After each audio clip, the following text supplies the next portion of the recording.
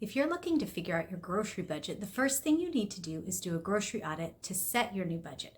So I'm going to show you exactly how I do this at the beginning of the year, but you can do it anytime. I'm Kristen here at Joyfully Thriving, and I am a very frugal grocery shopper who tries to keep our budget as low as I can for our family of 6. So every year I track our receipts all throughout the year. I was a blogger long before I became on YouTube, so I've been doing this for over a decade now, and I have a pretty good handle on my grocery budget, but I want to help you do the same. So the first thing you do is you're going to think through 5 different areas. I'm going to give you these simple questions, and then I'm going to work you through my budget and how I do this with the audit, because it's really very simple. Everyone's grocery budget looks very different for a wide variety of reasons, and that's why it's important to do this audit. The first thing you're going to think about is how many people live in your family. For myself, it is 6 of us. It's my husband and I, and we have 4 kids who are ages 10, 8, 6, and 4. So we are past the baby stage. We are not quite to the teenage stage, but they are eating more and more. I do pack school lunches for our kids. For the older 3, my youngest is still in preschool, so I pack school lunches 5 days a week for them. And then evenings, I cook a lot at home, all of those things for the 6 people in our family. The second thing you need to think about is where you live. And this is a really important question because prices, as you know, vary a lot around the country. For myself and our family, we live in northern Indiana, so we are blessed with relatively low Midwest dairy prices and a fairly decent standard of living, and that we see that at our grocery stores. So that impacts our prices. If you live on one of the coasts, on either coast or in California, God bless you, because I know prices are a lot higher there, and your budget needs to reflect the area and where you live. The third thing you need to think about is what stores do you have access to? Again, I live in a city where I have access within 5 miles of my home. I have access to several large grocery stores, Walmart, Aldi, Meijer, Kroger. I can have specialty stores like a Trader Joe's, Fresh Thyme. I have access to Sam's Club where I am a member. We also have a Costco. I do not shop there. We have a bulk food store shortly, just a little bit outside of town. So I have access to a large variety of stores. You need to consider this because if you are limited to just a Walmart, or if you have to drive an hour to get to a bulk food store, again, all of those things impact your grocery budget. So think about what stores you have available to you and where you're regularly shopping. The fourth thing to think about is your goals. Now, this is the tricky one, and there's a lot to talk about here. We're going to just try to go over this quickly, but I know we all want to tighten our budget. We always want to. However, we also have to be realistic and look at inflation and how it has been going. We know it keeps creeping up because even when prices drop down a little, they're just coming down to that slightly lower standard of where inflation left us last. So prices that we have today are dramatically higher than where they were 5 years ago. We realistically cannot shop with the same budget that we did in the past unless we are willing to cut a lot of things. Now, can we take our budget from last year and cut it down by a percentage? Possibly, depending on how much work you are willing to do, where your budget already is. If you've never used a budget before, or if you're just starting to track it, yeah, you can probably bring it down. But if you already have a very frugal budget, it's going to be hard at this point in time to bring it any lower. It's just one of those realities of life, but you're welcome to try. We could always try to do those things. One of your goals might be to build a bigger stockpile this year. One of your goals might be to eat more fruits and vegetables. One of your goals might be to buy more organic things. One of your goals might be to really stock up on pantry stable items and cook more from scratch. Whatever your goals are, that is going to impact your budget. So think that through. Think of what your goals are. For me, my goals are to cook more from scratch, which we already do. I am working on eating more protein, which I had worked on a little bit last year, but I'm trying to do some more of that protein and meats and vegetables and just watch that. And then as a family, we are starting to really explore cutting out some of the food dyes in foods. I know you're probably hearing a lot about this too. So I've been doing research and we're taking baby steps on a lot of these things. But that's one of our goals, as well as, again, just saving money and building our stockpile. Those are my goals for this year. Things that I've already been working on, but we're going to continue working on in the next year. But those are some of my goals. And then the fifth and final thing you need to think about is your budget. What has your budget been and what do you want it to be?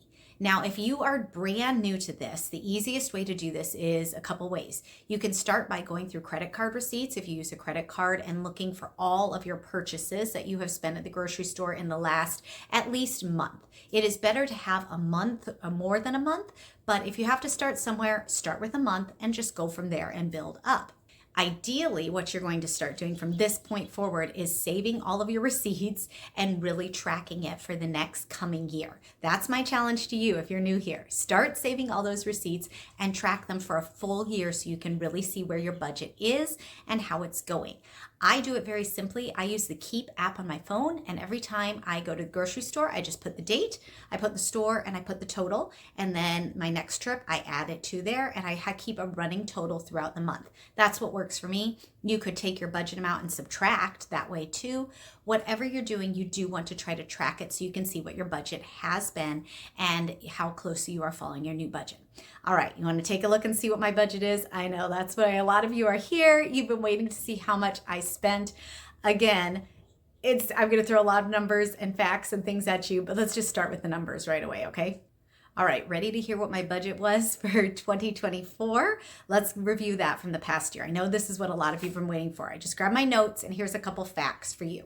I did 152 shopping trips in 2024 at 11 different stores. Now, again, remember, this is kind of my job now. I mean, I share all the sales here on YouTube. All of these stores are very close. So many times I will hit 3 stores in one day, 3 or 4, right, one after another. I am not doing these all on separate days, but 152 shopping trips.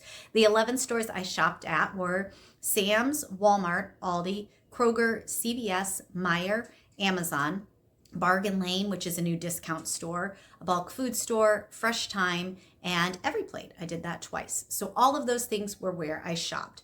Where did I shop at the most? Bet you have a guess. Kroger was where I shopped the most.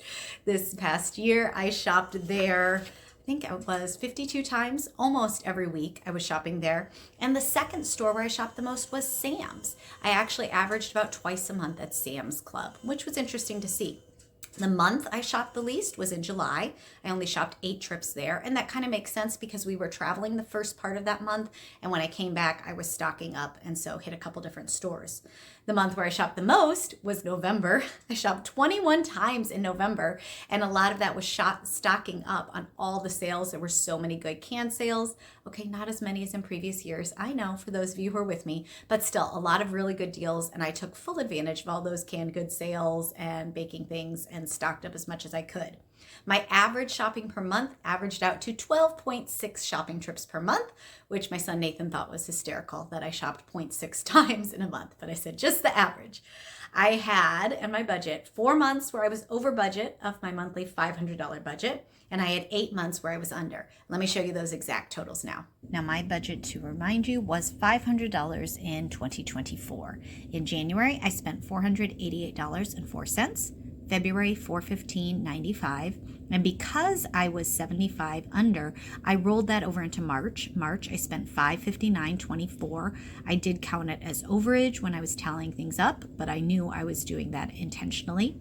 April $494.39. May $495.78. June, I was exactly even, $485. Amazing. July $496.21. August $561.26. We were getting ready for school and stocking up, and I was taking advantage of the Labor Day meat sales, so that was over in August. September $501.80. October $494.81. November $529.28. Even with all the stocking up, I was over, but not a ton. And then December $491.44. And that means my total for the year was a yearly total of $6,012.20. And when you average that out, my monthly average was $501.02. Pretty darn close to my $500 monthly budget. I am very pleased with how I did from 2024. In 2023, I used a $475 budget. I increased it to $500 in 2024.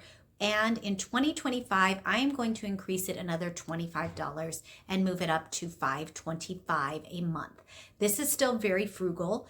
I generally anticipate or say when you are just starting a budget, $100 per person per month is a good frugal budget to use. So if you are looking for just a rule of thumb, that's a great place to start, and that is incredibly frugal. Just know that. My budget does and will continue to include everything that I buy at the store.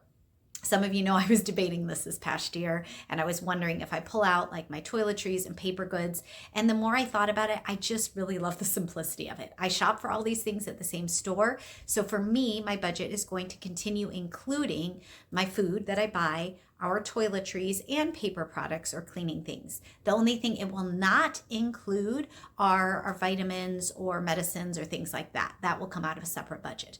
But everything else I'm going to continue including in our 525. I debated it bumping up a little bit more actually, but here is what I decided to do instead. I am actually going to intentionally work at using my coupon apps, my grocery apps this year, and cashing them out to use for gift cards to use for my stockpile. So if you don't use these already, I have a video coming next Monday. Stay tuned for that one. We're going to talk all about the coupon apps, which ones are my favorite, exactly how to use them, so you can join along and do this challenge with me if you want to. Regardless, whatever you want to use them for, they're great to use. My favorite is definitely Fetch. I'll say that right now if you're curious. The link's below if you want some bonus points when you join.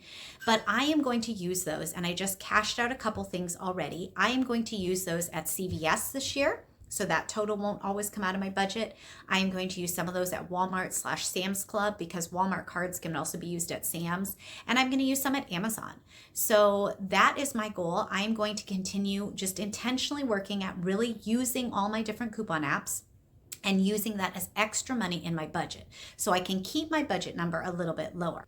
I am going to continue shopping all the deals. I will shop all the sales. I will continue sharing that frugal grocery haul every Thursday because that's what I love doing, and I know that's why you're here too. You love seeing all of those deals.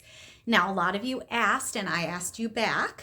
I posed that question to you, and over 500 of you weighed in. Thank you so much for all your amazing feedback about doing a pantry challenge in 2025 to start out January. These are very popular. Some might call them a no spend month. Some might call them a low spend month. It just depends, and you can do your challenge however you want. So I've decided, no, I am not going to do a full out no spend month because I don't like missing the sales. I want to keep shopping the sales and stocking up on those best deals. But I am going to give myself a challenge. I am going to see if I can cut my budget in half for the month.